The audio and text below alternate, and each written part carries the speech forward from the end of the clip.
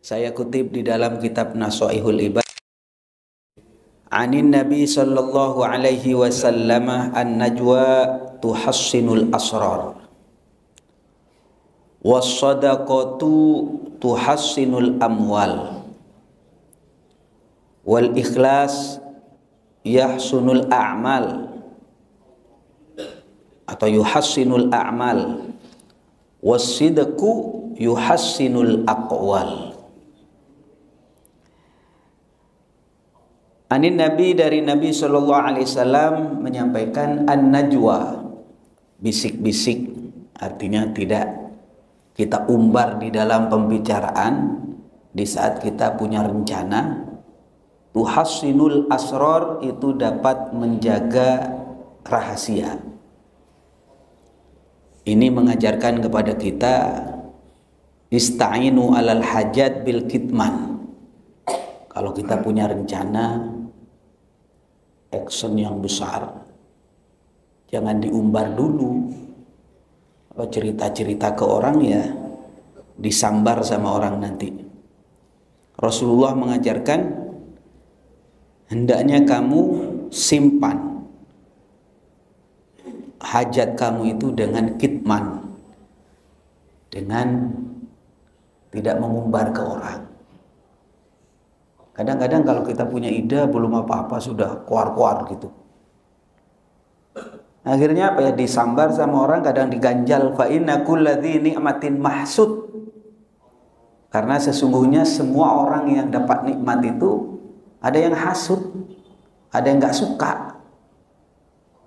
Makanya para jemaah sekalian, Rasulullah mengajarkan ista'inu, senyap saja dalam kita merencanakan sesuatu. Karena setiap orang yang punya nikmat ada saja yang hasud, tidak suka itu. Orang hasud itu namanya, kalau ada orang senang dia tidak senang, kalau ada orang sukses dia tidak senang. Tapi sebaliknya kalau ada orang susah dia senang gitu. Orang yang hasud jangan kita ikuti, jangan kita tiru, karena orang hasud itu rata-rata, mohon maaf bahasa kasarnya itu pecundang ya, bukan orang hebat. Jadi bagaimana Pak Kiai? Ini mengajarkan bahwa kita itu ya senyap, ya sergap gitu, kira-kira begitu. Yang nomor 2, was-sadaqatu tuhassinul amwal. Sedekah itu dapat menjaga, membentengi harta. Ruya an Abi Darda qala Rasulullah sallallahu alaihi wasallam, ma min yaumin gharabat fihi syamsuhu. Setiap hari ini di saat matahari itu terbenam, ada 2 malaikat yang berteriak memohon kepada Allah. Allahumma a'ti munfiqan khalafa. Ya Allah, berikan kepada orang yang mau infak ganti yang lebih baik. Wa mumsikan talafa, dan tolong rusak, hancurkan orang yang gak mau infak. Jadi didoain sama malaikat. Ya tergantung kita memilih posisi yang mana. Wa anzala fi dzalikal Qur'an fa amma man a'ta wa taqa wa saddaqa bil husna fa sanuyassiruhu lil yusra. Di dalam Quran sudah jelas bahwa orang yang suka memberi dan dia bertakwa, wa saddaqa bil husna, dan dia membenarkan terhadap balasan yang akan diterima besok di akhirat, fasanu yassiruhu lil yusra, maka aku akan memberi kabar gembira, memudahkan kepada dia sebuah kemudahan. Ini rumus semacam ini sebenarnya sudah pada maklum, tapi harus dibaca berulang-ulang. Karena kalau nggak dibaca, kadang-kadang kita lupa bahwasanya as-sadaqatu tadfa'ul bala, misalnya sedekah bisa menolak bala. Hassinu atau mudahkan, iltamisu ar-rizqa bis sadaqah, misalnya carilah rezeki dengan cara bersedekah. Atau obatimu dawu mardokum bis sadaqah, obati sakitmu dengan sedekah. Itu banyak hal-hal macam itu, baik dalam Quran maupun hadis dijelaskan dengan gamblang. Ya, termasuk juga di sekeliling kita ini diajarkan untuk bersedekah. Ada sedekah wajib namanya zakat ya Pak ya. Jadi tanpa disadari apapun saja kita minum, ya ada yang dibuang, apa yang dibuang? Bungkusnya gitu kan. Makan duren, makan aja tapi kulitnya dibuang. Makan jeruk, kulitnya dibuang. Makan apa saja mesti ada zakatnya, ada yang dibuang. Mengajarkan kepada kita ketika kita mempunyai harta, jangan sampai ditelan semua. Itu sumber penyakit itu. Itu para jemaah sekalian. Jadi kira-kira kalau saya mengajarkan ada ayat yang namanya ayat qauliyah, ayat berbunyi bernama Al-Quran maupun hadis, atau ayat kauniyah, ayat yang bernama semesta alam ini mengajarkan kepada kita kebijaksanaan. Ini para jemaah sekalian. Wal ikhlas yuhassinul a'mal. Ikhlas itu dapat membentengi amal. Memang sirrul ikhlas, rahasia ikhlas itu besar. Banyak orang bertanya, orang berjuang, apa sih yang melandasi dia itu punya spirit besar? Apa? Uang sudah punya, pujian kadang nggak dapat. Mohon maaf, sekelas saya, mungkin saya anak buah, mungkin ikhlasnya yang penting saya dapat ridho daripada atasan saya, kira-kira begitu. Tapi kalau atasan dan kita pada posisi tertentu, kita ini pemimpin besar di kelas kita loh Pak ya, baik di keluarga. Islam itu kan memandang bahwasanya kullukum ra'in, kita ini semua pemimpin. Mungkin kalau anak buah menunggu program, arahan, perintah dari atasan, tapi kalau kita sudah pemimpin dan pasti kita ini pemimpin, maka pemimpin itu harus punya spirit. Apa yang mendorong semua itu kita lakukan? Ya ikhlas. Kalau nggak ikhlas, biasanya anggot-anggotan. Misalnya saya ketua di mana? Ya, mungkin di keluarga, mungkin di masjid, atau di titik-titik mana saya ketua. Kan hari-harinya harus bertanya, apa yang menyebabkan saya melakukan ini semua? Harus mampu menjawab dong. Kalau nggak mampu menjawab, akhirnya nggak ada ruh berjuang, itu nggak ada. Termasuk juga misalnya orang berjuang mempertahankan tanah airnya ketika dijajah. Apa itu? Kalau jawabannya hanya sekedar yang mempertahankan tanah air, apa bedanya muslim dengan non muslim? Sama-sama mempertahankan tanah air. Cuma apa yang membedakan kita punya spirit yang lebih tinggi? Misalnya ya karena kita punya Allah.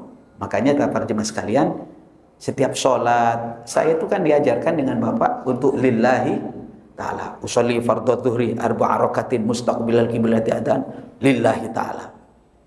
Atau kita melaksanakan sholat, inna sholati wa nusuki wa mahyaya wa mamati lillahi rabbil alamin. Kalimat Allah itu diungkapkan semacam itu tujuannya agar kita tidak kehilangan visi di dalam kehidupan. Makanya dikatakan wal ikhlas yuhassinul a'mal. Fa'ala maratibil ikhlas tasfiyatul amal min an muhalafatil khalqi. Paling tingginya tingkatan ikhlas adalah membersihkan amal atau ibadah dari melirik makhluk. Jadi kadang-kadang kita kenapa beribadah? Karena ingin dipuji, atau sebaliknya karena takut dicaci. Sama-sama nggak ikhlas itu. Maka kalau ikhlas yang paling tinggi, membersihkan hati ketika kita beramal atau beribadah dari ya tolah-toleh makhluk, apakah ingin dipuji atau dicaci. Ini para jemaah sekalian. Makanya di sini tujuannya adalah bi alla yurida bi ibadati illam tisali amrillahi ta'ala wal qiyam bi haqqil ubudiyah. Jadi kalau kita ibadah, tanamkan wa ma umiru illa liya'budullaha mukhlishina lahuddin. Kita beribadah lillahi ta'ala karena Allah. Memang mohon maaf, ya tidak semua dari kita ini ya bisa ikhlas sepenuhnya. Saya itu bisa ngomong karena ada kitabnya nih Pak. Ya panduannya seperti itu. Al-ikhlas bitakhallus. Ikhlas itu ya dengan belajar ikhlas. Enggak ada orang yang ikhlas sepenuhnya itu. Mungkin ketika saya sholat ikhlas, tiba-tiba HP saya bunyi. Ketika saya sholat ikhlas, mau salam ingat ke utang. Ketika kita ikhlas misalnya baca Quran, ingat ketagihan dan sebagainya. Makanya kenapa kemudian kita diberi kesempatan oleh Allah untuk memohon Rabbana la tu'akhidna in nasina aw akhtana. Ya Allah, kalau kami salah, kalau kami keliru, mohon maaf ya Allah. Ini para jemaah sekalian. Dan kalau orang ikhlas itu akan abadi. Maka nalillah, apabila kita melakukan karena Allah, dama wattasalah, akan berkesinambungan. Saya pernah ditegur, Misbah, nama saya kan Misbahul Munir. Kalau dipanggil sama guru kan gak ada ustadz, gak ada kiai. Misbah, iya kiai. Kamu pengajian di mana-mana, punya pesantren, apa tujuannya? Apa tujuannya? Saya sempat tertegun mau jawab, kok tanya hal sederhana gitu. Enggak, saya tanya apa tujuannya? Mohon petunjuk, kiai. Enggak, jawab apa tujuannya? Banyak kosakata yang ingin saya pilih itu, tapi saya ingin mendengar nasihatnya beliau. Beliau mengatakan, ya semua tidak boleh lepas dari Allah. Wa ma khalaqtul jinna wal insa illa liya'budun. Jangan kamu itu pingin bikin pesantren biar, mohon maaf, biar disebut kiai gitu. Kalau kamu bikin pesantren karena sebelah, kenapa kamu bikin pesantren? Di sebelah bikin pesantren, jangan mau kalah. Dasarnya fastabiqul khairat.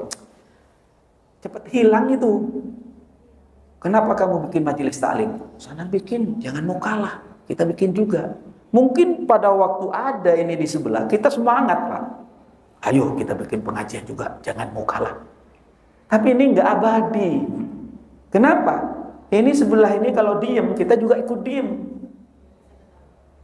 Bahkan kalau nggak ada pesaingnya ya juga kita leha-leha, ngapain ya sudah nggak ada pesaing gitu. Makanya sirrul ikhlas itu, rahasia ikhlas di dalam perjuangan itu adalah penting, dan itu spirit yang akan menjaga kesemangatan kita sampai kapanpun. Ini para jemaah sekalian. Wasidqu yuhassinul aqwal.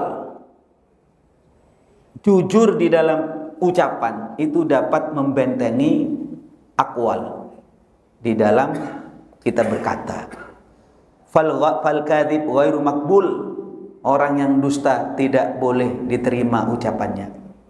Oleh siapa tidak diterima? Indallah, menurut Allah dan menurut makhluk. Walaupun bercanda, jangan. Bercanda bohong, jangan. Kadang-kadang lucu ya. Tapi kalau orang sudah bohong satu kali, butuh kebohongan yang lain. Pasti itu. Bohong yang ini butuh bohong yang lain. Sampai kuadrat bertumpuk-tumpuk. Akhirnya orang ini dikenal sebagai kadzab, pembohong.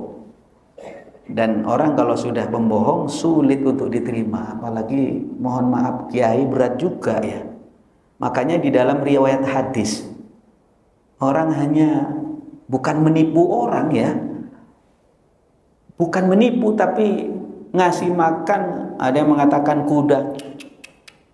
Kemudian setelah nyampe kudanya nggak dikasih. Riwayat hadis, orang yang meriwayatkan hadis, orang yang kelakuan yang begitu itu tidak diterima. Karena apa? Karena pernah nipu. Jadi kalau hadis sahih itu Pak, was-sahih itu al-ma'ruf, yang kita kenal adalah hadis yang diriwayatkan oleh perawi-perawi yang thiqat, yang dipercaya. Kalau ada kita di dalam Ahlus Sunnah wal Jamaah ada hadis rawahu Muslim, rawahul Bukhari, itu paling sahih kan? Itu yang meriwayatkan itu luar biasa. Pasti itu thiqat, pasti dipercaya, tidak pernah buat-buat bohong. Kalau orang berbuat bohong satu kali sulit untuk diterima. Karena Rasulullah SAW menjalani kehidupan itu modalnya hanya al-amin, orang yang bisa dipercaya karena seumur-umur tidak pernah berbohong. Ya kalau kita berbohong ya minta maaflah kepada Allah ya. Wal musyawaratu tuhassinul ara. Musyawarah di dalam semua hal itu dapat menjaga pandangan atau pendapat. Di dalam kita mengatur apapun, mari kita musyawarah. Ma khaba man istasyara wala nadima man ma khaba man istakhara wala nadima man istasyara. Tidak akan menyesal orang yang istikharah. Istikharah itu di dalam kita mau melakukan sesuatu, biasanya mau bekerja atau mau menyekolahkan anak atau memondokkan anak atau kadang-kadang mencari pasangan atau cari menantu, kita kan istikharah. Jalan istikharah itu satu dengan yang lain itu beda-beda. Cuma istikharah itu tidak harus lewat mimpi. Oh, enggak mimpi-mimpi saya Kiai. Saya sudah istikharah, memohon kepada Allah, mau tidur baca ini. Tapi enggak mimpi, enggak ada mimpi. Ya karena kita banyak dosa ya. Jadi kadang-kadang petunjuk itu ketika kita melakukan itu nyaman, tenang, tidak ada halangan, ya itu sudah petunjuk Allah yang terbaik sudah. Dan musyawarah itu penting. Karena musyawarah ini para jemaah sekalian, tuhassinul ara, dari sekian pandangan-pandangan ini akan membentengi kesalahan kalau kita umpamanya salah tidak ditimpakan kepada kita. Ini para jemaah sekalian. Maka Rasulullah SAW bisa dicontoh. Padahal Rasulullah nggak usah musyawarah bisa, nggak usah musyawarah. Oh Rasulullah itu apa yang disampaikan itu tidak berdasarkan nafsu kok. Bagaimana ayatnya itu? In huwa illa wahyu yuha, ya gitu ya. In huwa illa wahyu yuha. Rasulullah itu kalau berkata tidak dari nafsu, tapi perkataan Rasulullah itu dari wahyu. Artinya Rasulullah kalau umpama tidak pakai musyawarah pasti benar. Tapi kenapa Rasulullah bermusyawarah di dalam melakukan sesuatu? Karena Rasulullah ta'lim mengajarkan kepada umatnya musyawarah itu penting. Misalnya ketika Rasulullah mau mengangkat apa Pak? Mau mengangkat Hajar Aswad, masih muda saat itu. Hajar Aswad kan pernah terlepas dari Ka'bah karena banjir. Kemudian mau diletakkan kembali ke tempat semula. Rasulullah SAW masih musyawarah dengan orang-orang tokoh-tokoh saat itu. Dan Rasulullah mempunyai pandangan, oh caranya beliau melebarkan sejadah surbannya digelar begini, kemudian Hajar Aswad ditaruh begini, digotong bareng-bareng oleh orang itu, dan akhirnya Rasulullah SAW meletakkan terakhir ke tempat yang semestinya Hajar Aswad. Jadi saat itu orang merasa senang dengan cara Rasulullah SAW. Lalu itu dilakukan lewat cara musyawarah. Makanya para jemaah sekalian, tradisi ini mari kita ikuti, sehingga apa yang kita lakukan ini akan keberkahan. Al-musyawaratu hisnun minan nadamah wa amanun minal malamah. Musyawarah itu dapat menjaga dari ketun itu bahasa Jawa ya. Apa ya? Menyesal ya. Dan akan aman daripada dimarahin orang. Ini para jemaah sekalian, mudah-mudahan apa yang saya sampaikan ada guna dan manfaatnya. Dan yang paling penting pada kesempatan kali ini, setiap kalimat dari apa yang saya sampaikan ini berharap walaupun sedikit nyangkut jadi ilmu yang bermanfaat, menjadi semangat kita untuk makin dekat kepada Allah Subhanahu wa taala. Al-Fatihah. A'udzubillahi minasyaitonir rajim. Bismillahirrahmanirrahim. Alhamdulillahirabbil alamin. Ar-Rahmanir Rahim. Maliki yaumiddin. Iyyaka na'budu wa iyyaka nasta'in. Ihdinas siratal mustaqim. Siratal ladzina an'amta 'alaihim ghairil maghdubi 'alaihim waladdallin. Amin. Amin. Bismillahirrahmanirrahim. Alhamdulillahirabbil alamin. Wassallallahu ala sayyidina Muhammad wa ala ali sayyidina Muhammad. Rabbana anfa'na bima 'allamtana. Rabbi 'allimna alladhi yanfa'una. Rabbi faqihna wa faqih ahlana wa qarabatin lana fi dinina. Wassalamualaikum warahmatullahi wabarakatuh.